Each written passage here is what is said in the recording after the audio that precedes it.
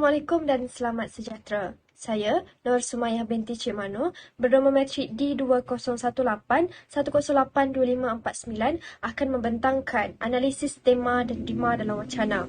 Saya akan mulakan dengan 1.0 iaitu genre.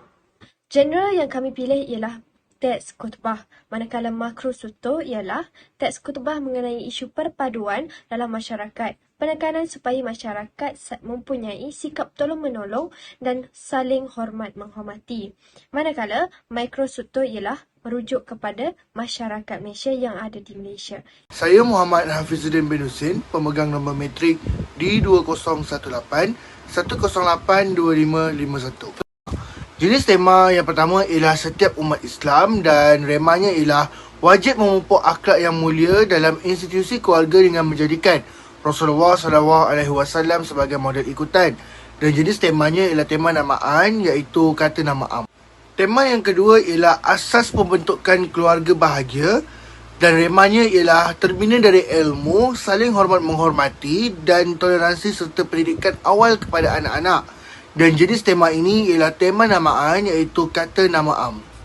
Tema seterusnya ialah menuntut ilmu merupakan perkara yang diwajibkan oleh Allah Subhanahu Wa Taala kepada umat Islam. Dan remanya ialah dengan menghidupkan budaya ilmu kerana ilmu akan dapat membezakan antara yang benar dan yang salah serta dapat menjalankan kehidupan dengan lebih sempurna berlandaskan Islam.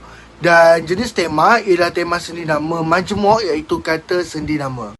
Nama saya Nur Syazwani binti Awang, pemegang kad matrik D2018-1082521. Tema yang keempat ialah jadikanlah kami dan keturunan kami.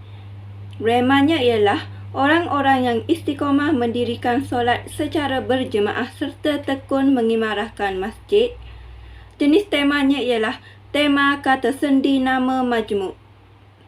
Tema yang kelima ialah sidang jemaah yang dirahmati Allah. Khatib berpesan kepada diri sendiri dan menyeru sidang jemaah sekalian.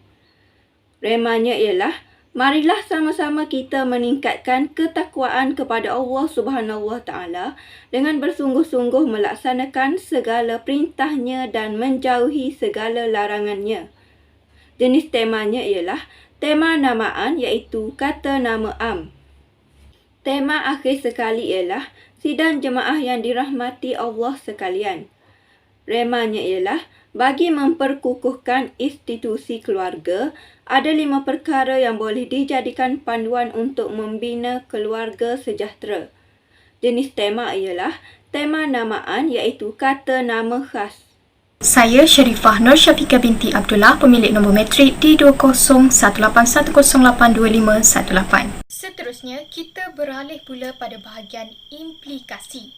Dalam bahagian ini telah dinyatakan 3 implikasi. Yang pertama ialah penulisan menjadi lebih gramatis dan berkualiti. Dengan adanya penggunaan tema dan rema dalam penulisan dapat membuatkan sesuatu ayat yang dibina lebih gramatis kerana terdapatnya koheren dan juga kohesi. Selain itu, penulisan mudah difahami dan jelas.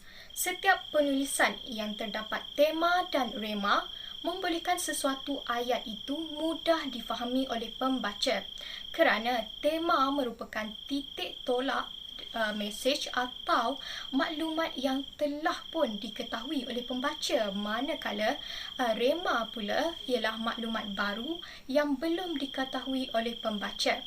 Jadi, jelasnya di sini, penggunaan tema dan rema dalam penulisan dapat memudahkan pembaca untuk memahami isi kandungan dalam penulisan tersebut. Implikasi yang terakhir ialah penulisan lebih tersusun dan teratur. Kehadiran tema dan rema dalam sesuatu penulisan dapat memberikan kesan yang lebih kemas dan tersusun mengenai isu yang dibincangkan. Penggunaan tema dan rema menjadi asas kepada perbincangan supaya tidak membincangkan isu yang berbeza-beza. Nama saya ialah Ana Amirah binti Awi, pemegang kad matrik D2018-1082512.